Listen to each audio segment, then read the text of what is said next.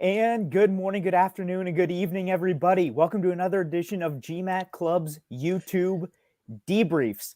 My name is Evan. For those of you who don't know me by that name, I hope most of you would by this point.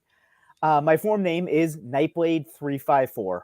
Today, we're joined by a man who has what some would consider, not me, but most would consider a very, very good GMAT score of 750. So we know he's going to Harvard. We know he's probably going to MIT, Cal, name the wonderful school.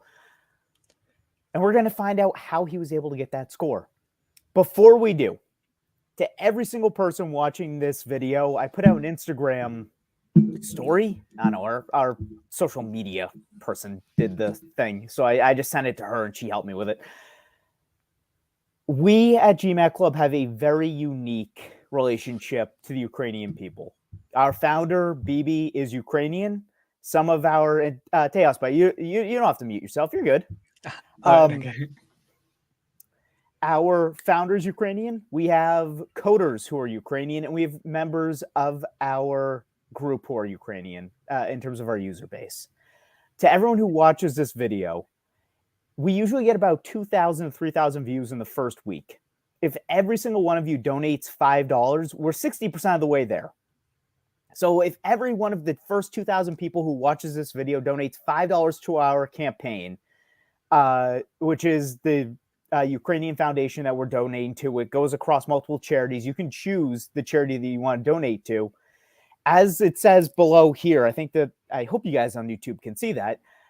GMAT Ninja, who's the only man on our forum who I would not go to toe with critical reasoning wise. I'll go any other tutor, come at me. I guarantee you I will beat you in a critical reasoning showdown. And I'll do it on YouTube. We'll do it live if you want to. Not GMAT Ninja. No shot on God's green earth am I going to go with him because, frankly, he's the one person who can actually beat me. He's going to do a 24-hour live stream, nonstop, going over an entire course of GMAT material and answering questions. That, considering how much he charges per hour, that is a ton. And all you need to do, for those of you who are watching this, all you need to do is donate $5. We're so close to getting that goal. So please, for the Ukrainian people, if you stand against Russia, if you stand with Ukraine, please, please, please, I encourage you to click on the link and donate, even if it's $1. Everything helps. So with that said, we're going to shift over to our debrief. And actually, buddy, I never asked how you pronounce your name. Is it Tejas or Tejas? Yes. It's actually neither. It's Tejas. So it's how you would pronounce the non-Spanish names. Bob, why didn't we get a name on this? I don't care. I asked you for the pronunciation before. Bite me. All right. So, what was that again? I'm sorry. I'm yelling at Tejas. Yeah, Tejas. Yeah. Sorry, the Spaniard in me, not that I'm Spanish, but I learned Spanish. Tejas comes to me, but it's Tejas. Yes. All right. See how pay for this entertainment, folks. I mean, where are you going to get that for $5? You're supposed to get everything in tiny quantities, not us. No. You want the full hour plus. You want this type of stupid comedy. But anyways, we're here not for me. We're not here for anything else other than to hear this man's wonderful story. And we're going to break it up into two sections. We're going to hear his story about how he went from just his beginning steps to a 690. And then we're going to hear how he went from a 720 to a 750. So that's how this broadcast is going to go. But before we hear about any of that, let's introduce the man. Your stage, buddy. Tell us a little bit about yourself. All right. Thank you so much, Evan. I have been a very active member of all the debriefs that you've had on YouTube. I've been one of those people who's been commenting, asking all those questions. And it's a privilege to be on the other side. I have a bachelor's in engineering, so that's my background. And Nice. I have a work experience of around 3.5 years. So this was just like the perfect time for me to, start thinking about the next steps. And an MBA felt like the right option because based on all my interests, the kind of work I like doing, the kind of feedback that I've got from people at work, all of these things made me choose the MBA as an option. And the logical first step there is to get your GMAT score logged in. which I hope I've been able to manage, even though I've not been able to impress you with the score, but I hope it's Not good even enough. close, buddy. You want to get on my radar and impress me? I need to see at least an 800. Yeah. So that's about me and my journey with the GMAT. I would say started 1 year back and ended 11 months back, because 1 month I just read about the test, figure out what the content looks like, what's the timing, and then I just for some reason gave up because of everything that was happening in the world. Picked it up again in December and decided to see it through. So these past 2 3 months is when I put in dedicated effort. Started from scratch, like I did not do any preparation before that, and this is the score that I got. Wow. All right. You know what? So, as you know, because you've seen most of my videos, I like to start the beginning. But before I go back to the beginning, I actually want to know, you took that fairly substantial break. And for our users, I think this is the first question they're going to have too. Because, folks, those of you who are watching, if you haven't seen my videos, I don't read our debriefs. I haven't read his debrief. I was given a package of information by the person who's helping me run this. His name is Naren. That's his forum name. I didn't read it, and I'm sorry, buddy. Because I want to go into this completely empty-headed. Oh boy. I want to go into this completely empty-headed strictly because I want to be able to think like one of our viewers who hasn't seen a debrief before. With that said, that's where I'm coming from. So I think our users from the get-go here are going to wonder, how did you take that break and how were you able to motivate yourself to get going? Actually, to answer before you answer that, there is somebody commenting, John Ryder. So you're saying you are Russian, and that we need to stop this pro-Ukrainian propaganda. We're a good platform, and we need to stay neutral. I forgot to mention that in the intro. We stay neutral in every facet of the world, more or less, unless there's something so morally and philosophically wrong that we feel we need to step up and do something. I understand you probably have objections. Now is probably not the time or the place to get into an argument about that, but since we have such deep Ukrainian ties, I don't think we can stand on the sidelines in this case. I'm sorry if that upsets you as a Russian. We would hate to lose you as a member, more importantly, watching this stream, because it is going to be very helpful. But unfortunately, we're not going to take that down. So I'm sorry, buddy. But anyways, back to the content. Please, so tell us, how did you motivate yourself to start that engine again? Because that is a tough hill to climb. It was also, so you read about people who you've been studying with or working with, and everyone's taking the next step. And I was in a position where I was still figuring it out. So the reason I gave it up a year back was because I wasn't sure if this is the thing that I want to do. Um, and fast forward to about 1 year from when I decided to give it up, I was very sure that this is the next step that I want to take up. So I think the motivation comes when you know that this is the only next step for me. So I took that 1 year. I would say I did not do anything. I used that 1 year to explore all the options that I have, narrow down on that one thing that I wanted to do, and then put in all my energy towards it. Okay, I want to hear a little bit more, but just to clarify, John, yes, we object to the leadership. We don't object to the Russian people. We understand that the Russian population as a whole is not responsible for this war. In fact, the Russian population in general, as far as I know, is opposed to this. So we do not oppose Russia per se, but we do oppose that Russia is currently engaged in this war. But again, semantics, I don't want to get into the argument. I mean, that you're telling me you didn't have that wall mentally or motivationally? Because I gotta say, just saying, well, this is my dream, take a 7, 8 month, 9 month break, that tends to break dreams. That tends to shatter them on the ground pretty quickly. Believe me, I know. I mean, so how? What was it? Just simply self-motivation? There wasn't anything else. There wasn't just that extra spark that you going. It was honestly, so I did a lot of research about the colleges. I was watching a lot of videos of Harvard sessions that used to happen on YouTube, Oh, and okay. everything about it just riled me up. So it was just like a lot of external input, everything pointing me to this direction. And finally, I decided to, figure out what is happening here and just take that step. So the motivation came from me just keeping an open mind, being receptive to these ideas that were coming in. And then when I took it up, it was also a little bit of a challenge. So when I took my first diagnostic, I wasn't very happy with the score. And I was like, okay, I need to fix this. I'm not going to let this be what defines me in my GMAT journey. And what was that diagnostic? It was a 690. Okay, so you started at a 690, which I have to say is a fairly high score to start with. I mean, we have Yes. students who, I mean, a 690, we have students who don't get there after a year of studying. So let me ask, how were you able to achieve such a high score on your very first diagnostic? So we have an MBA entrance exam that happens in India that's called the CAT, the Common Aptitude Test. And I studied extensively for that for 1 year.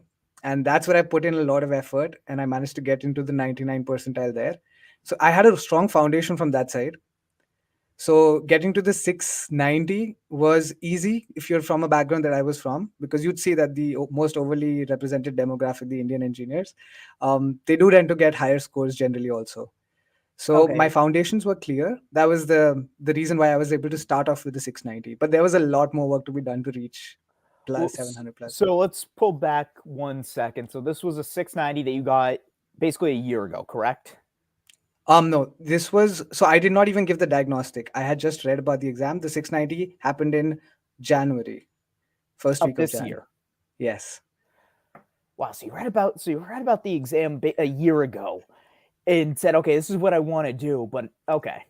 But I don't know if I'm going to do it. When do I have time? So on and so forth. Okay. Exactly. And now you're okay. There we go. I thought maybe you took a test like that 690 way back a year ago and then came back into the fold. Okay. Okay. There. Now I see where the motivation came from. So it was on your mind, just cycling, getting there.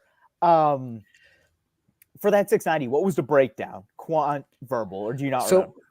So my quant was always around 50, 51. And the verbal, I'm not very sure, but I think it was like a 39 or a 38 or something. No, it would have been lower. It was around a 35 or 36. Yes, that's what it Okay. was. So, but I might I have mean, it open does here actually. yeah, pull it up, please. And again, for anyone Okay. who thinks that these aren't live sessions and that we don't ad lib, no, this should be a really good example of how we do it. So I have every test that I've given open here, and this 690 was a Q49 V34, so it wasn't great in any of them actually. Q49 V34. I mean, that's still a really good score. For sure, yeah. And let me ask, so that CAT, that CAT, that Indians study for, I think you said Indians. Yes. Does that help with verbal at all? Because I know the biggest thing that our users struggle with, especially the international ones. I mean, I'm an American, so I speak and was born and bred English. So that tends to be was my stronger suit, which is why I'm a quote unquote expert in the field. Right. A lot of our international students struggle with it immensely, and for good reason. It's not their first language. Mm-hmm. How were you able to have such a strong foundation in it? I think it was a very typical thing. So my mom used to teach English, and we were always speaking more English than any other language at home. Plus, I had this habit. So I was an avid reader since I can remember. I was getting the Harry Potter books, the first edition that was launched. I'd get it imported from wherever it was getting launched. So I was big into reading, but never like studying the language as such. It was just reading. So you'd get a good hang of the idioms that happen. You don't really have to read up about idioms. Some things just click. You don't really have to know the technical functioning behind that phrase or that part of speech. No, that's how we screw things up. We're like, oh, yeah, we're just going to use our ear. Yeah, this sounds And right. No, that's why the V34. That's why the V34, because I thought I had it, in the bag, everything. And that's when I got that shock. That's why we as Americans, that's why our English is so shot. That's why when we take this test, we struggle on the verbal side, at least with sentence correction, because we don't speak so good. By the way, that wasn't grammatically correct, in case anybody was wondering.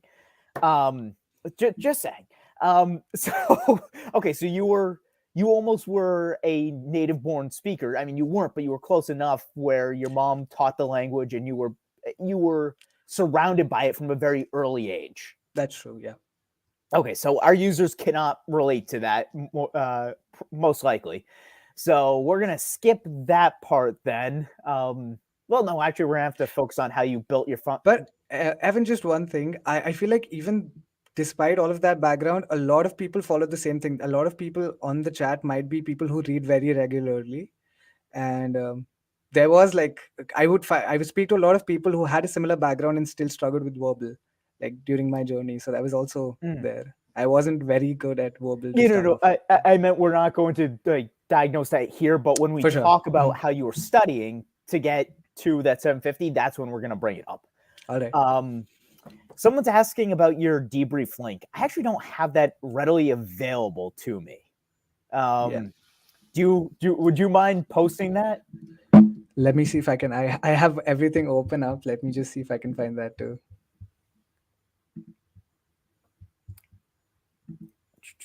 Well, speaking of Harry Potter, Riddle 512 there. This is where, yeah, what we just posted. That is where you can donate money to. I'll just throw it up on the screen there. That's where you donate to our Ukrainian cause. And as for GMAT Ninja, well, T over here is pulling this up because I'm not going to pronounce your name because I've already forgotten how to. Tejas. Tejas, yeah. Bob. That the topic that GMAT Ninja will be covering. Oh, and here's the debrief. And sorry, my computer's like rocking as I type this stuff out. That's the first one, and then I think that has the subsequent link to the second attempt that I gave. Okay, perfect. So here's the link to how he was able to get his score. The topics GMAT Ninja will be covering, as I said at the beginning, is a more or less inclusive course. It's not going to cover every bit of a course like MGMAT or maybe Target Test Prep would do, or Veritas for that matter. But it's going to be, it's 24 hours worth of content. I would challenge you to find a course that's going to do more than that in such a condensed amount of time. So it's all inclusive as far as I know. But okay, so we posted a debrief. We answered some questions. Take me to January. Yes. So take me to January. You've decided you're going to take the test. Your New Year's resolution wasn't to lose weight. You look like you're in pretty good shape. So it wasn't that. It wasn't to get a girlfriend. Maybe? No. No. Because you're already seeing somebody? No. No. All right, folks. See, this is why we ask questions. I want a GMAT club wedding. I want it almost as much as, I want to go to Harvard Business School or Harvard Law School or Harvard Med School, anything Harvard. I want somebody here. Since this guy is single, he's going to a good school. He could go to Harvard for all we know. Somebody hit him up. You have his profile. It's in the debrief. He's single. He's well-spoken. Hey, I understand it's post-Valentine's Day, but let's get this going. All right, so your New Year's resolution wasn't to lose weight, wasn't to get a girlfriend, wasn't to get world peace. If it was world peace, you failed miserably. No. It was to study for the GMAT. So now take me to, you've decided to study for the GMAT. What was the first step in that process when it finally clicked in your head where you said, this is it, game time, let's go? Yes. So the 690 was on the GMAT official Mark 1. And Okay. I highly recommend that people take that because it gives you a fair idea of how you would perform on the actual GMAT instead of taking one from one of the other forums, because they might not really have it toned down, like the scoring or the kind of questions you get. They might not be exactly the way you'd see in GMAT. So it's worth, I wouldn't say wasting, but it's worth spending that first attempt on an unprepared mock. So after seeing that 690, I quickly realized that moving from a Q49 to 50 would take up a little effort, but 34 to whatever plus 40, a lot of effort, but a lot of improvement. So I quickly brushed up all my quant basics just to formulate the kind of topics that come up. Using what? So I had the OG guide. That's the guide that I got. So I got the advanced questions and I had all of the verbal, the quant, and everything.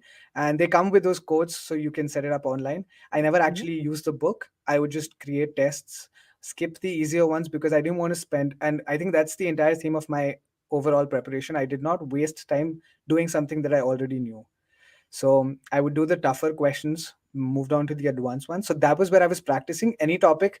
If there were questions that I made silly mistakes on, that was bad because I knew the topic and I was still getting it wrong. But if it's something that I did not even know the topic itself, then I would read up about it, watch some videos on YouTube. And that helped a lot, like with GMAT Ninja, the videos, sentence correction, critical reasoning, all of that in verbal also helped a lot.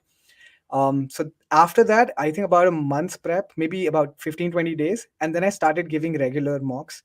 I got, I searched for GMAT mocks and I saw Kaplan as the first result. So I just went ahead and bought the 6 mock set from them just because I wanted more mocks to practice with. So I bought that and I gave the official 2, 3, and 4, I think. And I saved the 5 and 6 just in case I needed another attempt. So I would give a mock every 1 week or so, assess because Kaplan provides you a breakup, further breakup of how you've been performing. I think the official mocks don't really give you that much detail. So, Oh, why'd you use Kaplan? Holy cow!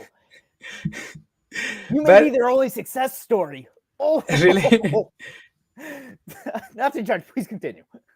so yeah, because I was not looking to spend too much money in preparing because I knew that there was so much free information already available. It was only if I exhausted all of that would I want to go ahead. And I thought I had the guidance. I had the history of preparing for the Indian MBA entrance exam.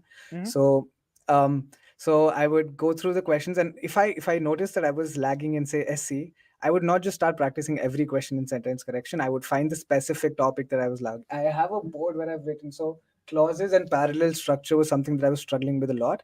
So I would there's a dictionary that I think BB has shared or someone has shared on the GMAT Club forum where they have the topic wise breakup and a difficulty wise breakup of the questions.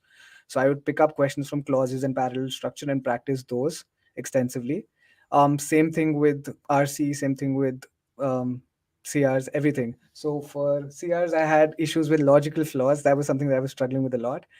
So I just picked up the specific topics and I would practice that. For quant, very quickly I was on Q50 or Q51, so I did not really have to do too much. I would just practice a few questions every day just to make sure that I still am in that rhythm. And surprisingly, all my mock scores were a very good indicator of how I would perform on my first attempt because I got like bang in the middle of what I was performing. It wasn't an outlier, it wasn't a very high score, it wasn't something that I did not expect totally. So I feel like if you do all of this research, you give your tests properly, you'll have a good idea of how you're going to perform even before you actually give the test. And one more thing, I because of reading all the debriefs, I was just getting as much information as I could. I realized that I had to make sure I was practicing where I was going to give the test. I didn't think about the center attempt because the I had a good internet speed. I had my workstation set. It was more comfortable. So I got this whiteboard. I'm just going to show that here. So Yeah, I got please. this whiteboard. It was perfect for me because the size was great, and I got these thin whiteboard markers. And right from day one, I was practicing with this. So I knew that I was going to get comfortable with all of these external factors, which could go wrong on the last day. Say if I buy a new whiteboard on the last week and then I'm struggling with the feel of it. So I try to cover all of these factors and then just focus on my preparation. That was before my first attempt. So this was all that I was doing. Okay, so let me ask. Mhm. This is your first attempt. How many questions a day were you doing? Give me the breakdown between quant and verbal. I mean, were you doing maybe quant one day, verbal another? Were you doing them in tandem? Was it 10 quant, 10 verbal? And then when were you doing these questions? Because I know you said, I believe that you worked. Were you Yes. doing this during your lunch break? Were you doing this at night? Are you a morning person? I mean, so walk us through that part of your studies that got you from that 620 diagnostic to that first 720. Right. So, like you said, I've been working, so I would only practice in the evening. So that would be around 7:38. I would start because I would work, finish by 5, go work out, maybe go play out, and then start because I did not want to bog myself down with just My entire work was on the computer, and then I start practicing questions on the computer. That would just drain me out completely. So I would study for about 2.5 hours every day, because At I night. knew that yeah, from about 8ish to 10:30ish. I did not pull all nighters, neither did I start early. I would just, some days on the weekends I would spend a lot of time, like right from the morning till the evening, but taking regular breaks. But that was my time when I was actually doing a lot, giving a mock, analyzing it, doing questions. Weekdays was just practicing questions and the breakup. So out of 100% of my time, I think 90% was dedicated to verbal practice. And in Quant, I had reached a time where there was no question that I did not know how to do. It was just silly mistakes. So I made sure that and it becomes a habit, especially in data sufficiency. It's, you start getting the tricks. And I would catch myself, smiling at the question, because I figured that, okay, this is what you're trying to trick me with. And I see it. So that is how much I practiced the data sufficiency, because that was my like biggest weakness. I would practice only about 10-15 questions from data sufficiency. I did not do the other ones that much. I would just revise. I would make a note of any questions which I found were very tough and just go through that notebook that I would keep with me. Okay. And with the verbal questions, again, my sentence correction was pretty much okay. I would focus on the CR, the specific topics that I was struggling with, and I would practice about 4 or 5 RCs every day just to build that speed, the reading speed. And Four to I would five hours. question 4 to 5 RCs. Oh, RCs. I was about to say, Yeah. wait, because you told me No, one no. to two here, Yeah. and all of a sudden we're at okay. So 4 to 5 reading comps a day. How many CRs would you say? Probably 5 to 10. Yeah, 10, 15. Okay. Yeah. And probably same with SC, 5 to 10. Right. And you said you were sprinkling in quant there too. You were reviewing, you were making sure that you covered your bases. By the way, folks, those who are asking questions, I will get to them at the end. So I promise to get to those at the end, and to this person again. I'm not even gonna pronounce your name. I can't pronounce his name, and it's 6 letter. Or wait, it's 5 letters. Shows my quant score. The screaming was a joke because I couldn't pronounce Tejas's name at the beginning, and yeah, so no, nothing's wrong. Nothing's wrong. That was more yelling than screaming, but it's all good. It was supposed to be a joke. All right, so we now know how many questions you're doing a day. We know the study time. We know when you were doing it. I assume you're a night person more than a morning person. Yes. By force more than choice, but yes. Okay. So I'm going to then assume that when you took the test, it was probably later in the day versus earlier in the day. It was afternoon simply because that was the time when I don't get disturbed. Otherwise, there's someone or the other banging on my door, someone walking, and I just couldn't control it. So I chose the slot of 2:30 in the afternoon till about 5:36.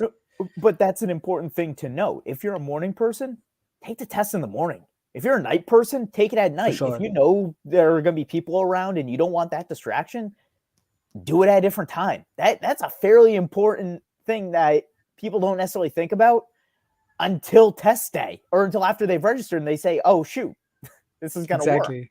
Yeah. So know yourself, know you. I don't know me, which is why this always fails. But I want to hear about your work-life balance. You work, you study 2+ hours a day. You said you were exercising, but I can't imagine there was a lot of room for social life in there. How were you able to keep yourself not only motivated, but how were you able to keep yourself sane and stable? Because that's a lot of pressure in a very condensed amount of time. So to most of my friends, I had told them that I'm going underground for a month or two, and so that I wouldn't be expected to be a part of a lot of social interactions. But I would constantly just check up with a couple of friends who had their own thing going and just speak to them. Probably just went out. So that was I was cutting, because you can't have everything going at full speed. So I did decide to cut down on that part, because that was easy for me to give up. But for someone else, it might be, giving up the working out part of your thing, or you can compromise on the work. But for me, this was the easiest thing to cut off. So that is what I decided to do. And You cut out yeah. exercising? No. Cutting out the social Oh, okay. I aspect was of my about to life. say. I mean, but you kept exercising, right? For sure, yeah. What do you bench, bro? I don't bench. I'm not a very heavyweight lifter. I just like playing. I'm so disappointed. We've had bodybuilders on here. I Guys who know. actually have outbenched me, and that breaks my heart. He's not only Frank. He was from a couple of months ago. Not only is the dude better looking than me, not only is the dude stronger than I am. Like the guy's built like Arnold Schwarzenegger. He also like a 730 on the GMAT, so he also has a brain. It's ridiculous. It's unfair. Some people. I'm not going there, but I think he came above ground a little too soon there, buddy. There's a nuclear war that's I know. rapidly approaching. You probably should have stayed underground for a couple more months, maybe a couple more years. Yeah, John, please. It was supposed to be a joke, so please don't take that personally. He's gonna be back. Any Russian who's watching this, don't take this personally. I'm trying to make light of a situation here. We're all not having fun. Trust me. Okay, so now we know how you went about your weeks going to a 720. So tell me about the first test day. You took it virtually, I assume. That's right, yeah. And all of my mocks had been at the same time. And just to give you an idea, like I'll just read out my scores before the first attempt. So my scores were 700 after the 690. It was a 700, 730, 720, 700, 720, 730, 730, 720. So that was it. It was all I around count eight. 730, 720. Yeah, I think that was it. So it was Okay. all of the 6 Kaplans and the 3, 4. Sorry, 2 and 3, or one of them. I did not give the 4, 5, 6 official Okay. ones. Yeah. For the record, for anyone watching, I fully endorse the official mocks. They're the best you can find. I would never in a million, billion, trillion, sectillion, give me a number bigger than that, years, ever endorse the use of Kaplan by anybody. So just saying. And for those of you who are thinking, wow, GMAT Club, how can you guys, how can we trust that you're going to be, I guess, non-biased or unbiased and actually give honest reviews, given that you're sponsored by, we have sponsors, Target Test Prep, Ringo Consulting. I mean, all of them. Obviously, we have sponsors. No. When you're on this show, I will rip anybody and anything. If you have a piss poor product, you're not gonna like watching this show. Believe me. So Kaplan, I have no respect for, and as a result, I rip them whenever I can. And if anyone who wants to come on this show, do this YouTube, if you have a bad experience with any of our sponsors, rip them. I'll join you. I want to wave that flag. I want everyone to understand that we have no agendas here. We want users to understand what a good product is and what works and what doesn't, so that way they can get a quality score and fulfill their dreams. To Kaplan's credit, though, that was the first result that popped up. So I think their ad team is doing a great job, and that's the only reason I did not just. It was so easy to just purchase those mocks that I went ahead. I really didn't do any research. So, yeah. I'm so disappointed, but that's okay. That's okay. Let's shift to your test day experience. All right. Okay. Again, you woke up. You said this is the day. What happened after that? Tell us how you went about your day from start to finish for that first test, that 720. And then for those of you who are clamoring for it, we'll get into how we studied to get to a 750 and what that experience was like. So we are getting there.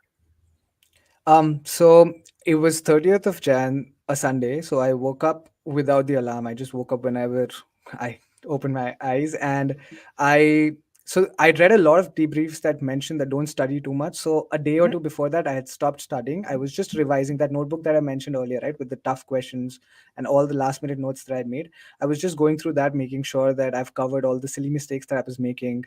I was thorough with any complex formula that might be required.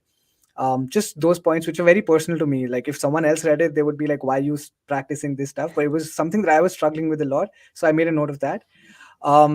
And after that, so that was my morning. I had a very light lunch because afternoons after a heavy lunch, you tend to get sleepy. So I did not want that. But because I had been practicing, all my mocks had been at the same time, I was very comfortable with the time. So it just came naturally.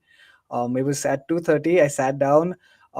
15 minutes before the time, the proctor was ready, so we connected.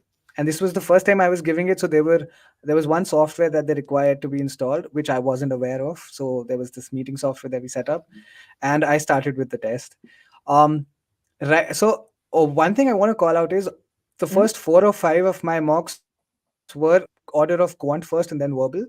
but I just Okay. decided just to experiment. I gave the verbal first for the next few ones, mocks, and I saw an improvement or a more consistent score at a higher level. So the last few were Interesting. 730, 730.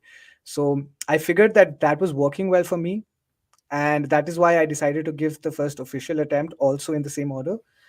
But throughout the verbal attempt, I wasn't really feeling it for whatever reason. I think I just wasn't in the right mindset. Maybe it was also one thing that it might sound very small, but because of my laptop, the camera was on, right? That green light in the MacBook that you see. I wasn't used to it. And every time I was reading a question, I'd see that green light and it would just put me off. So Mm. after that, when I was practicing, I would just turn on my camera and minimize it just so that I had that experience of, feeling that someone's watching me. So, You could just um, put a piece of tape over the little green yeah, dot, buddy. I didn't want to risk it. I just wanted to be, if they wanted me to remove it for some reason, I just wanted to be comfortable with it. But I did that. And Okay. yeah. So I went through the verbal.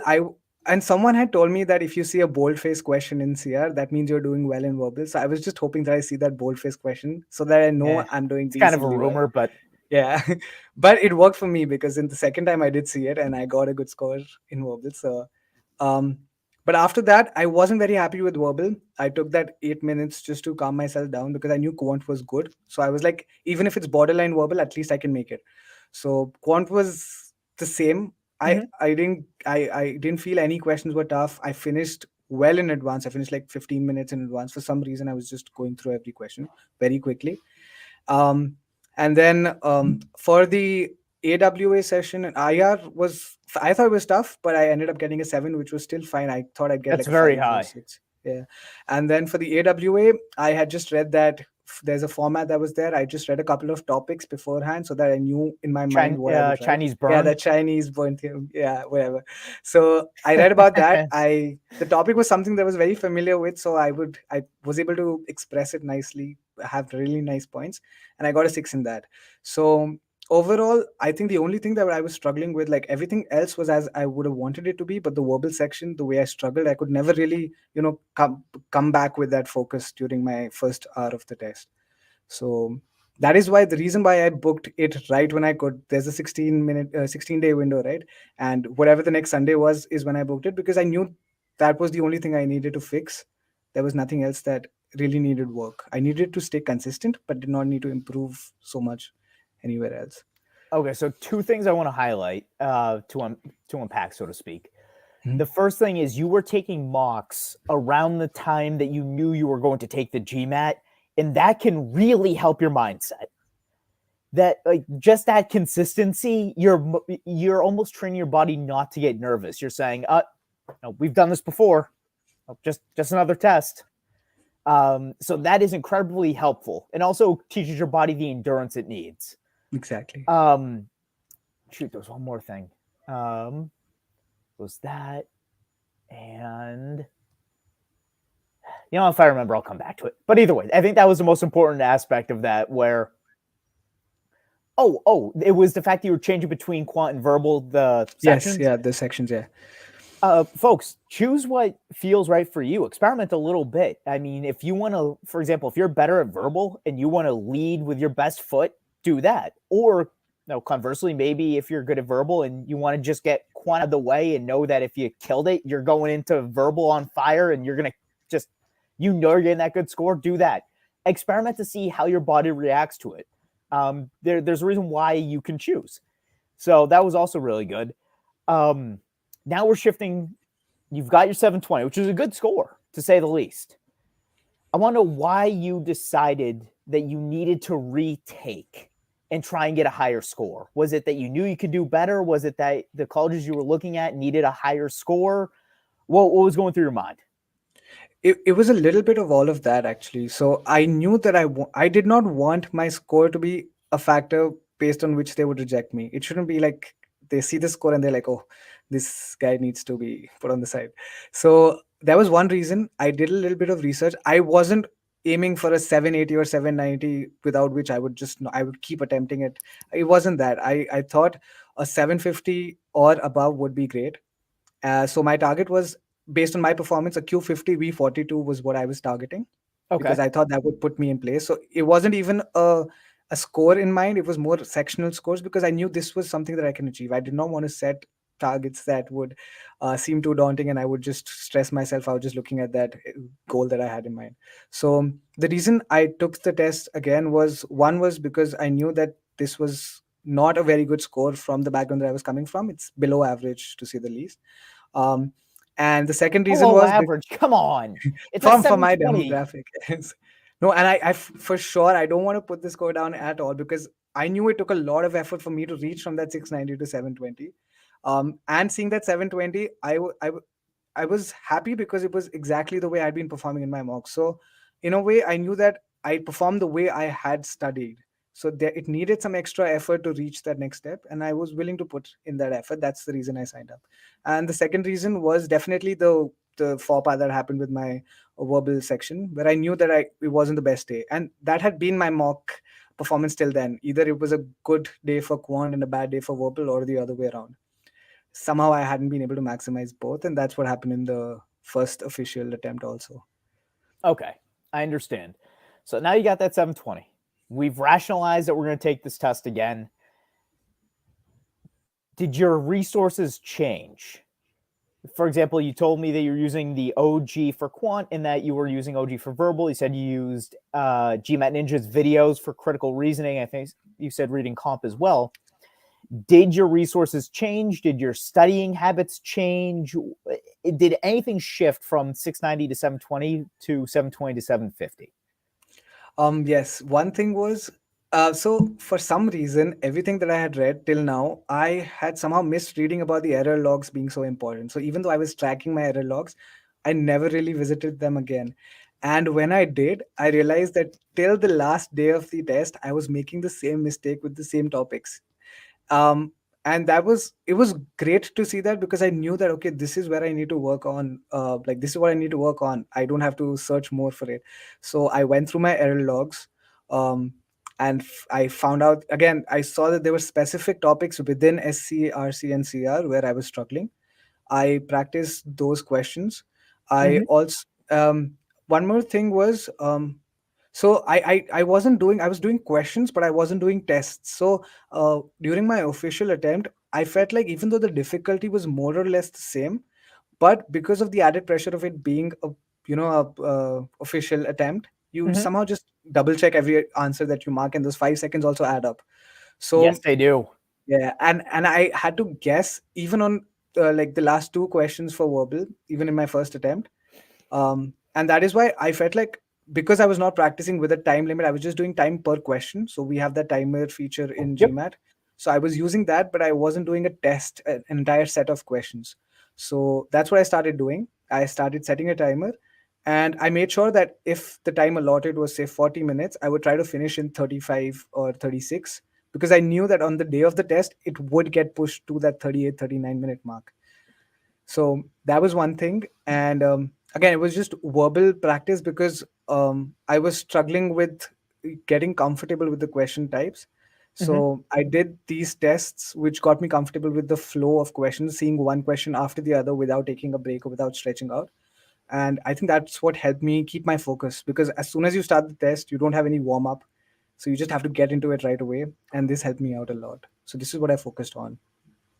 Do you think Harry Potter was taking 5 extra seconds to make sure he cast the right spell there, buddy? Do you think Harry Potter was taking 5 seconds to understand where he was? No, he just charged in there. Come on, You was, yeah. you let your childhood books down. What are you doing? Okay, so there was a shift in studying, but it sounds like again resources remained consistent, and it sounds like you were leveraging GMAT Club to a certain extent as well to ensure that you were getting all the questions that you needed.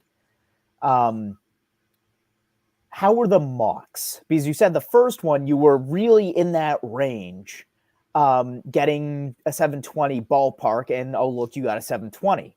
From 720 to 750, were you in that ballpark where you were getting like 750, 760, maybe 740? What were those mocks looking like? Right. And so the first week, I assessed whatever was going wrong, tried to fix it. And then after a week is when I gave my first mock after my official attempt. And the scores were 760, 760, and 770. All of these were official mocks. And I instantly knew that I had found the issue and I had fixed it. Like I was working towards fixing it because the mocks were consistent again. And I also retook one of the practice tests, which so the official site has a new platform, right? So I had missed the GMAT second mock on the older version, so I took that up. It was a whole new set of questions. None of the questions were repeated, so that was like a second attempt that I got, and that was 770. So I got two 760s and two 770s after my 720 attempt. So that gave me a lot of confidence because I did not see a 720 or like a 680 or something like that pop up. So I knew that it was a consistent score, and all of these were fresh mocks, so none of the issue of the questions being repeated or any of that. Okay. And just to come back to it, the issue that you were experiencing, that you were correcting, was making sure that you took, or that you had better timings. That way, when you actually answered the questions, you knew with more or less pretty good certainty that this was the right one and that you were still allocating enough time to get to the end. Exactly. No double guessing. Okay. Did the number of questions that you practice each day change? Or were you still doing 4 to 5 RCs, 5 to 10 CR, 5 to 10 SC, and then sprinkling in Quant when you needed to help bolster or just to make sure that you didn't get rusty? Um, uh, the number didn't change, but what changed was the difficulty. Earlier, I was practicing only difficult ones, but what I realized was if you don't get enough easy and medium ones right, you don't even get to see the difficult ones. So, and that's what I realized, that maybe my verbal was struggling because I had practiced only the tough ones and I was missing out the easier ones. So I made it a point to practice the easier and the medium difficulty ones everywhere, even in Quant is what I did, because I just felt like I hadn't even touched that part of the entire preparation. Why should I leave it like that? And that is why I think that's what helped reduce this double, like the second guessing, because I was sure of the answer when I was marking it. I did not have to revisit it. Earlier, I was guessing even the easy and medium ones because I had practiced only on hard ones. So that was what I was used to. And I think that's what changed. So the kind of questions I was doing was changed, but more or less the quantity was the same. And that is such an important thing to understand about this test. If you're getting the easy and medium ones wrong, you're not, folks, you're not getting to a Q50 and you're not getting to a V40. You're just not. Because the test is going to assume that you aren't capable of answering those questions correctly. You have to be proficient and you have to practice those easy and medium ones.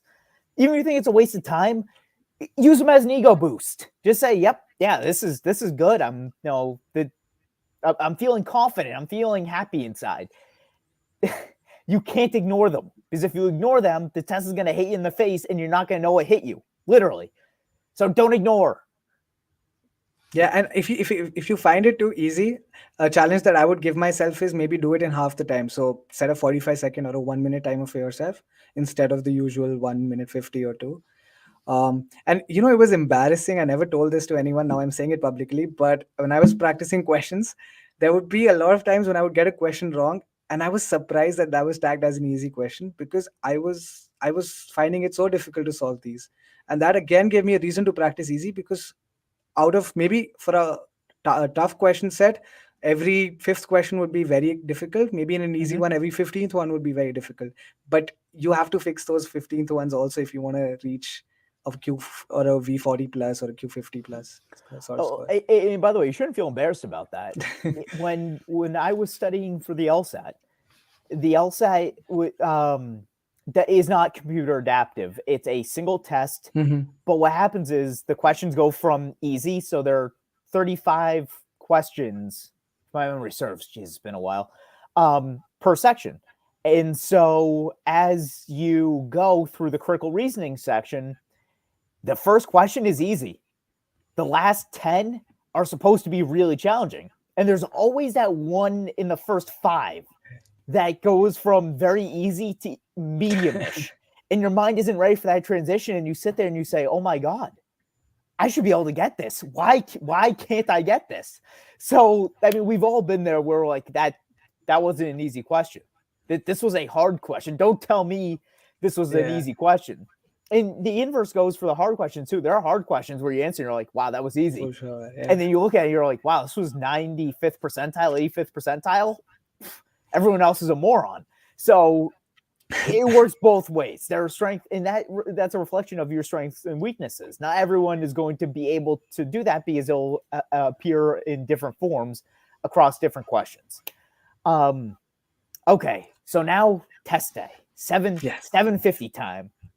Did anything change from your first test day experience to your second test day experience? So it was everything was the same on the build up to that test. So I still woke up without the alarm. I still went through my revision notes. This time I had to wait a long time, and this was on 20th of February. I had to wait. So my test time was 2:30 in the afternoon, but it started at about 3, and I was drained because mentally my body was used to starting at 2:30, and I felt like this one's going to go really bad because it started off at such an odd note. Like I wasn't ready to start at 3 and end at late, and I was also worried that maybe if it gets too late, I'll start hearing people outside. People will start expecting me to come out and they'll start knocking and all of that. So I was very scared. But then I started, and again, for some reason, I had that in my mind that if I see a bold face question, that means I've done good enough. It was just some like I was my motivation to want to get every question right, because as soon as I see that, I would be so happy because I knew it's a Q40 plus, sorry, V40 plus at least. So I kept doing the questions. This time I was more focused. I did not lose my focus at any point, even though there was like a little bit of noise, but I was Mm-hmm. really like zoned in. So, and I was sure of every answer that I marked. As in, I wasn't confused, even though I might have marked the wrong answer. I was sure that is right. Like I was certain that that's my choice, and I wasn't second guessing. So, um, and at the second last question is when I saw the bold face, and I was so happy to see it that I zoned out for a couple of minutes and I had to second guess the last two questions again. Um, but I mean that's what happens. I mean, because of how I'd read so much about some questions just being shown to you if you've done really well. So that happened. But I would still say that even because of all of this time practice that I had done, I still ended right on time. So even though I was finishing like 5-6 minutes before time on my mocks, Mm-hmm. for some reason, maybe it was more difficult questions, or maybe it was just the fact that it was an official attempt. I took a little bit of extra time, but I finished right on time. So that happened. And this time for Quant also, it ended right on time. So for some reason, I took extra time on Quant, but I was But so you happy knew to that was see. the case. You knew that was potentially going to be the case given your Right. double guessing or double checking. Exactly. Um, Yeah. So yeah, that happened. Again with the IR, I found it really tough for some reason. I think I just put, because during my mock attempts I wouldn't be too worried about the IR questions. So mhm. I put in all my energy and I was completely drained by the end of the quant section. So IR, my body just suddenly like goes into like very lazy situation. And so I attempted it. I wasn't very sure, but I think I saw a 7 again. And then the AWA question was again the same thing. I knew the topic well, so I'm still waiting on my official score though. So I don't know the AWA, but when I saw that Q50 and V42, um, so I had noticed that Q50 V42 gets you either a 740 or 750 or a 760 depending on how you've been performing, like question specific. So I was happy to see a 750. I would have loved to see a 760, but I was happy that I didn't see a But 740. you would have been, I was gonna say, you would Yeah, have been sad with the 740, yeah, yeah, and that has to do with rounding. yeah. I There are get that. Yeah. various rounding formulas that go into that, so that's why there's that breakdown discrepancy. I want to hit on something you talked about, which is Mhm. that and again, I actually said it was no, it was a rumor seeing the bold faced, and that means you're doing well. I believe that's a rumor. If that is actually truthful, then I apologize for anyone watching these videos. But what I want to talk about is the fact that you needed, or not needed, but it helped you just feel good. It made you feel like you were going in the right direction. This test is a mental test. It's it is meant to push you. It is meant to challenge you. It is meant to make you anxious. It is not meant to be easy. part of that is the studying that goes into it and the endurance you Hmm. need to build up, and you actually need the wherewithal to study for 200, 300 hours, maybe 500 hours to be able to get to that point of proficiency. It's also about the ability to maintain that momentum and handle stress appropriately.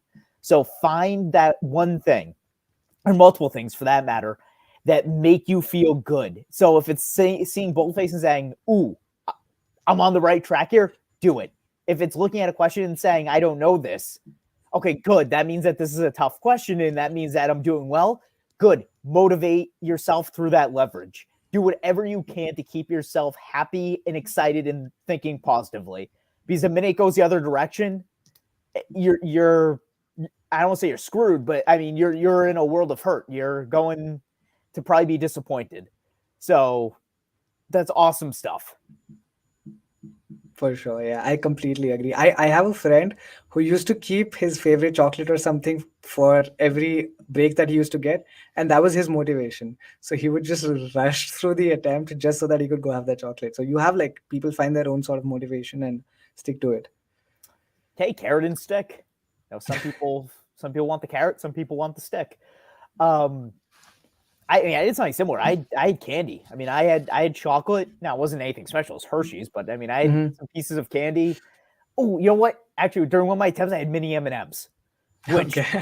are so good. So I guess that was motivating me too. I'm like, I want my mini M&Ms. Um, Right. before we get into questions, and by I mean our user questions, is Mhm. there anything that I didn't ask you that you wanted to hit on? Is there anything that you had in the back of your mind that you wanted our users to know that you were hoping that I would ask that I didn't?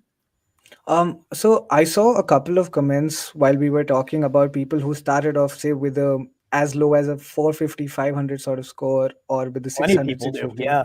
Yeah. And I just want to say that just because someone else is starting at a 690, it does not mean that you cannot reach that score, because it's sort of like an exponential difficulty that's that. So less effort gets you more improvement when you start off with a low score. So it's easier to move from, say, 500 to 650 to a 700 than it is to move from a 700 to a 720 or a 750.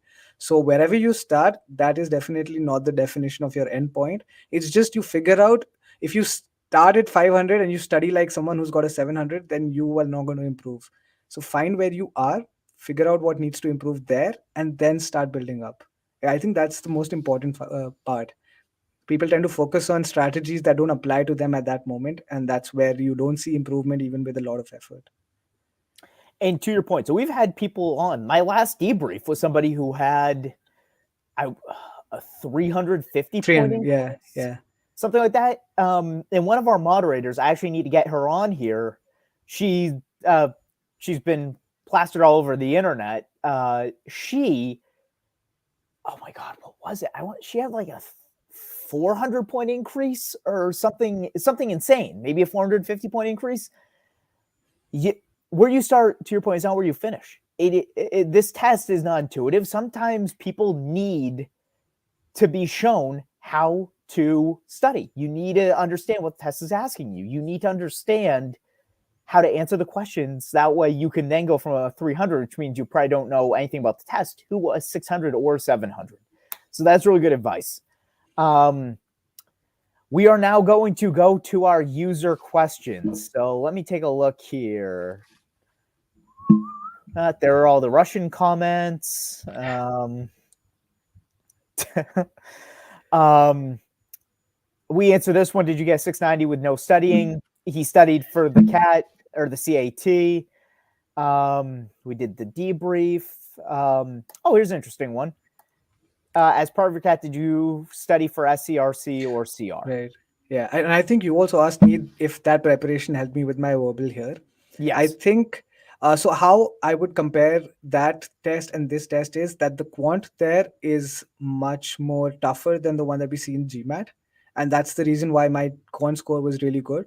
But the verbal is much more easier. And I would say it's a little different. They do have CR and they do have sentence correction, I think, and also RCs, if I remember right. But it's a very different sort of question set. So like I said, you might be practicing the same kind of questions, but the actual content of the questions might be very different. So it did have all of these, but I wouldn't say that helped a lot with this attempt. Good to know. Question from Tom. What did you do between the weekly mocks? And we discussed this. You did the 5 to 10 SC, 5 to 10 CR, and then the 4 to 5 RCs daily, correct? Yeah, yeah. But also, so I feel like a lot of people do one mock after the other, like on consecutive days, because they feel like that'll help them build that stamina or that endurance. But that might be one strategy if you're already getting the kind of score that you want. But if you're not getting the kind of score, spend I if I'm giving a 3 hour long test, I would spend 4 hours just analyzing it, because that is more important than attempting it. If you attempt it, you get a good score. Even if I was getting a 770, the 770 that I got, I spent about 6 hours going through it because I wanted to know what I got right. So you have to spend more time analyzing it than you do actually just giving the test. That's what I did between my mocks. Yeah. Couldn't agree more. There's a thing that you do for the LSAT, and for everyone thinking, why does he keep talking about the LSAT? Because I took it. That's the standardized test I took. I'm sorry. How I ended up on GMAT Club is a story for a different day. It's you wouldn't believe me if I told you. But on the LSAT, there's something called blind review. And blind review is you take the test, you put it down. You rehearse 10 questions. You put it down. You do work for 3, 4, 5 hours. You'll watch a movie. After that point where you can't remember the questions, or you can't remember your answers for that matter, you go to the test. You either have a blank one and you try again, or you cover your answers and you solve the questions again. At that point, you compare I'm sorry, and I meant to mention this. The first one you take is timed. You're doing it like an official test. The second one is untimed. And once you do those two, you compare which ones you got right and wrong. And then from that point, you break down the ones where you went from wrong to right, or, for that matter, from right to wrong, and you break down all of them. That is called blind review. It is the single most important thing you can do. Otherwise, you're wasting the questions. If you get it wrong and you don't fully break down why you got it wrong, you're wasting the question. And the OGs are way too precious, especially on the verbal side. Now, Quant, significantly less so. On verbal, if you waste those questions and you do not break them down and fully understand why each question or each answer choice is wrong and right, you've wasted that question and you're not going to improve as much as you should. I couldn't agree more. And I think what you defined is exactly what I was doing. I would take a break after my test, do nothing at all, probably watch a movie, go out for a bike ride or something, and come back and attempt it again before checking the answer. Because sometimes you are not able to attempt it properly. Yeah. He got a 750. Listen to him. All right. We have a question here. Ideally, how long before the exam should we start giving mocks and start solving the official guide? And I'll preface this by saying it's going to vary for everybody. Exactly. Yeah. And like you mentioned, so from the beginning, I knew that the official GMATs are just so important that I cannot afford to waste them. And that is probably the reason why I took up the Kaplan tests, because I did not want to waste the official mocks. But I wanted to give mocks regularly, because just to put it into perspective, while preparing for the Indian entrance test, I gave about 40 mocks because those papers are available. So 40 mocks was a lot, and I was used to giving that many mocks. So keeping that in mind, I wanted to have one almost after a month after I started preparing, and that's what I did. So you can have it as frequently as you want, or as like if you want to just give one before it. But my recommendation would be have not more than one a week. And if you're taking more than those, then then there's a different reason why you're taking those. You're not giving it for, like, depending on what you're trying to achieve through that mock, you decide the frequency. I let you comment on that, Evan, because you have much more experience. I mean, I've always been someone, and this will vary, mind you, by various experts. I mean, there are people out there who will say the week of your exam, take a mock, a day or two before. And there are people who will say, oh, no, take a mock every 2 to 3 days. I'm more in line with you, Tejas, where taking one a week, I actually prefer one every other week, strictly because you allow yourself to improve. Unless you're at that point where you're just trying to rehearse, doing a mock, frequently, this isn't like the LSAT where you need to take 50, 60, 70 mock tests to get a good score. That's not what the GMAT is for. The GMAT, you need to practice questions and break those down, and then you can take the mocks. So mocks are fairly, in my mind, tertiary to getting a good score. And I would just like to ask Ishika a question, counter Sure. question to what she's asked, which is ask yourself, why are you taking these mocks in the first place? And if you're able to answer that, you will know the frequency yourself. If you're trying to improve, like Evan mentioned, take one every other week. If you're just trying to build that stamina, then take one as frequently as you want. I would agree with that. All right, this I can take. How did you practice for CR, and how did you improve on mistakes? We sort of highlighted blind review, and we highlighted that you use GMAT Ninja in the official guides. The official guide is, for anyone who's watching this and doesn't know, the official guide is a book. It has official questions. It's not something that's this all-encompassing guide to doing well. It's just questions. I would highly recommend you read my guide on critical reasoning that I put on GMAT Club. I'd recommend you look into PowerScore or MGMAT. They have critical reasoning books. My guide has a summary of the PowerScore CR book that I think I found helpful. Doing that and blind reviewing CR questions, I can almost guarantee will help you improve your score. Here's a question. You mentioned you did 4 or 5 RC questions. Are all of the 700 level RCs, and I'll fill in the back there, or were you doing 600 to 700 and then 700 plus as well? Right. It's good to see Jedi because I think he's there in every other debrief. So, but the first time I did it before the 720, like I mentioned, it was all the 700 plus level questions. But after that, it was a mix of all of them. So I would do one easy, one medium, one tough, one easy, one medium, one tough, just so that it was mixed up. So that was my And strategy. I'll assume this answers the next one. You meant 4 to 5 RC passages a day, not 4 to 5 physical questions, which would be like one passage. One RC, yeah. Mm-hmm. That was 4 to 5, yeah. Excellent. So 4 or 5 passages a day. Why is Kaplan bad? I could go on for hours about this. I really, really could. I'll keep it short and sweet, though. Their questions on the verbal side are not representative of what the GMAT is looking for. They teach you horrific habits. They try and teach you shortcuts that don't necessarily work. And when you're practicing verbal questions, SC in particular, and CR for that matter too, if you're not doing official questions, high quality questions, you get into bad habits because you'll say, oh, well, this is just this because it's the best of the worst. No. That's not how the GMAT works. The GMAT works in a way that is, okay, for an assumption question, these 4 are not assumptions. This one assumption is. For Kaplan, there could be 3 assumptions, just you're trying to pick the one that's actually slightly better. No. That's not how the world works. That's why Kaplan sucks. I hate him. Oh, God. But and that's why their mocks aren't good, because their mocks, in my opinion, use their questions. And when you use their questions, you're teaching yourself bad habits. And more importantly, that score may not be representative. You could have guessed on 10 questions and gotten them right strictly because you knew that all the answers were absolute garbage. I mean, I've done that before. I've had students tag me on the forum and say, hey, can you break this question down? I'll read it.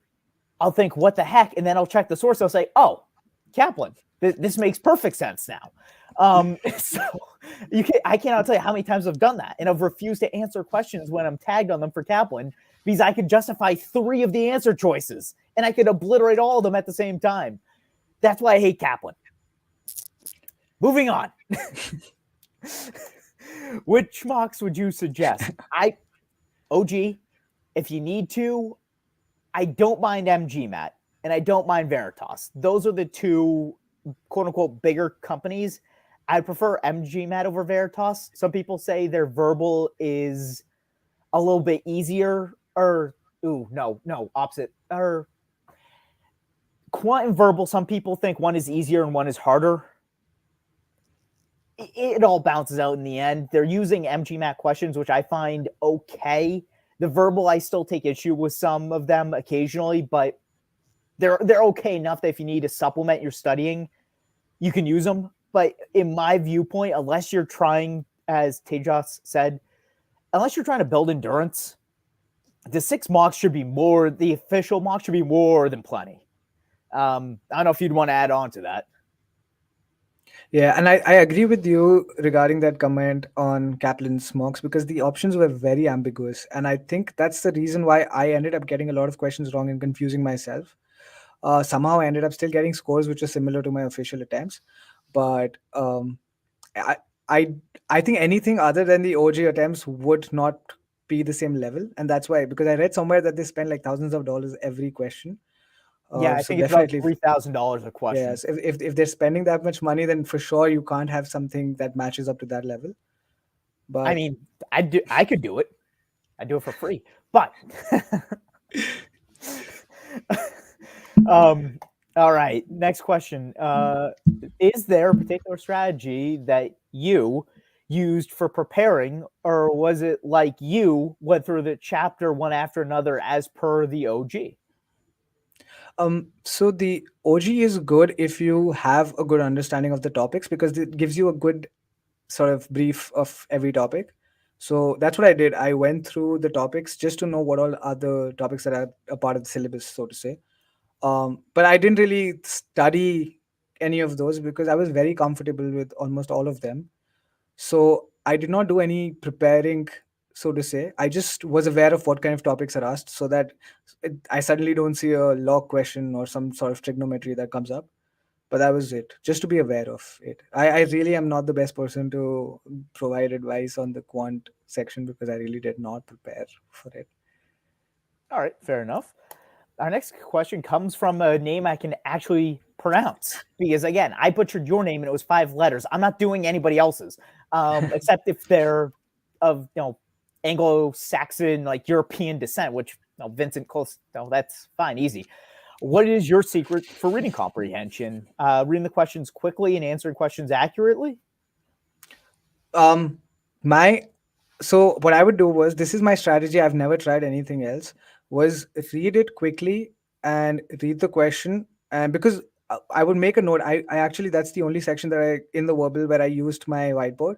I would make, I don't know the technical term for it, but there was like a mind map or something where I would write the tone. So I would just make a smiley face or a neutral face or a sad face to denote the tone of that Oh yeah, passage. that's classic. Yeah, and then I would just like, if it's because I'd seen that there were a lot of questions which were like, is this topic, is it a debate, is it a view, is it providing examples? So I would just write that and a general flow of what is going on. And then every time I would read a question, I would just come back. So I would mark every paragraph with what kind of topic it's talking about, and I would just visit that paragraph and go through it. I never tried to attempt it just after one read because I was sure that I might have missed one thing or the other. So I wouldn't read it thoroughly and then just be sure that, okay, I know every answer. But at the same time, also while practicing, I practice a lot of LSAT essays because are more intense to read and they are more wordy. So when I did end up reading the GMAT ones, looked like they were tiny when I compare them to the LSAT Mm-hmm. ones. So it was not a big deal after you've attempted the LSAT questions. So 2 things. One, for those of you who are watching, LSAT CR and LSAT RC, awesome resources. Use them. I think we have over 2,000 LSAT CRs on the forum. I think we're closer to 2,500 at this point. That is a huge resource. I mean, if you want to do 25 a day, and you shouldn't, mind you, but if you want to do 25 a day, that's 100 days worth of studying, CR exclusively. Those will not go wrong. Those you can use and you're going to be set because they're significantly harder, just like the RC. Significantly longer, significantly more challenging. So awesome. I am also, to follow up on what you said, a huge proponent of mapping out the paragraphs. I wrote about that in my RC guide. And for anyone who's wondering, I posted a link to my CR guide. If you click on my profile on GMAT Club, there's the RC guide on my profile. It's one of the top 5 kudos things I've posted. That will talk about mapping. It'll talk about how to map author's viewpoint. To your point, tone. Does the author agree or disagree with this? Main point. In mapping it out, so that way when you go and answer questions, you don't have to reread the entire thing. You have your set answer choices that I can guarantee will knock out 2 to 3 questions immediately. In practicing RC through LSAT, again, it's like reading the Encyclopedia Britannica and then trying to read something for like a first grader. Significantly less dense for GMAT questions. So tremendously helpful. I support that. One last question from nope, not doing it. Did you have to rush through any questions at the end? And if yes, how many? So you said that towards the end you finished right on time. Did you have to rush at all? No. So I know a lot of people either check every question and they follow the time like that. Mm-hmm. I had made like a halfway checkpoint, so I knew that by say question 17, I had to be at whatever about 30 minutes or something like that. So if I was doing okay with respect to that, I wasn't very worried about. I didn't have to rush through it because I didn't have to rush through a particular question. I would rush through a set, say the next 5-10. I would save say about 2-3 seconds, so it didn't really matter. But having said that, I still feel like I spent more time than any of my mocks for whatever reason that was. So every time you're attempting, I would just recommend that try to save at least 5 to 10 minutes because you're going to end up using that on your official attempt. There we have it. And folks, that's everything that we came here to cover. So, we ran over time. It was 1 hour and 16, give or take. One more question. I'm going to say one thing for the LSAT. Don't start the LSATs if you are not sure about the basic fundamentals of reading comprehensions. So if you don't understand what the tone of the passage means or any of those things, then you're just wasting those really good questions. Do easy ones. If you're getting easy ones correct with say 95% accuracy and you're finding them too easy, then you move on to the LSAT. So I think maybe that might be the issue that Priyam's facing here. I would say that either you're not blind reviewing, and blind review for everything. It's not just CR. It's not just for quant. Do it for every single part of your studying. We don't have enough information to really go and give an in-depth answer here, but I would agree that, maybe these are just way above your head at this point, and maybe you should dial it back first and then try doing some LSAT ones once you have your fundamentals down. That tends to be the case. If you're not improving, it means there's something probably wrong with your fundamentals and your approach. But Tom wants to say that he's, really appreciates everything. So does Pratik. So does Tom, Harry Potter. So does Priyam. Yes. That's right. So we're going to wrap up here, folks. I want to encourage everyone, or first off, I want to thank everyone who stayed for the hour 20. You guys are heroes to hear me for 1 hour and 20 minutes and not want to blow your brains out or blow your eardrums out. That is a special type of talent right there, to say the least. For everyone who donated during this session, I don't have a list in front of me, but if you did donate, from the bottom of my heart, I appreciate it. I really do. Yes, we're not anti-Russian, but we are for trying to, have a sovereign country not be invaded by another country here, which is why we are pro-Ukrainian. We're not anti-Russian. I am half Russian, by the way. Just in case anyone wanted to think that I have a bias, literally half Russian.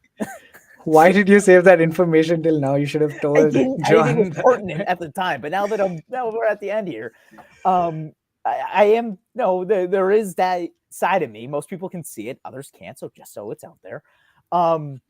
We support the Russian people. Those who I've seen them protesting in the streets. To those of you who don't want this to happen, we support you. We support the Russian population. We just don't support a war. And unfortunately, that your country is the one starting the war. And so, yeah, just for the record, we don't hate Russian people. This is going to end up badly. I'm just going to stop talking. But thank you, everyone, for joining. We appreciate it. We're going to have another session in a couple of weeks. We're also potentially going to have a moderator ask us anything. It'll be myself and 2 or 3 other moderators. We're going to come on here and just have you guys ask us questions. So if you think that's helpful, maybe say so in the messages, so that way I can actually gather 2 or 3 of our moderators and we can advertise it and then have you guys join us live and have your questions answered. So just again, another little itty bitty incentive there to support GMAT Club. And by support GMAT Club, I truly do mean this is the first time we've ever, literally the first time we've ever asked for money to support Ukraine and support our founder. So for everyone who's watching, have a great Saturday. It's been awesome talking with you guys. And as usual, we'll see you next time.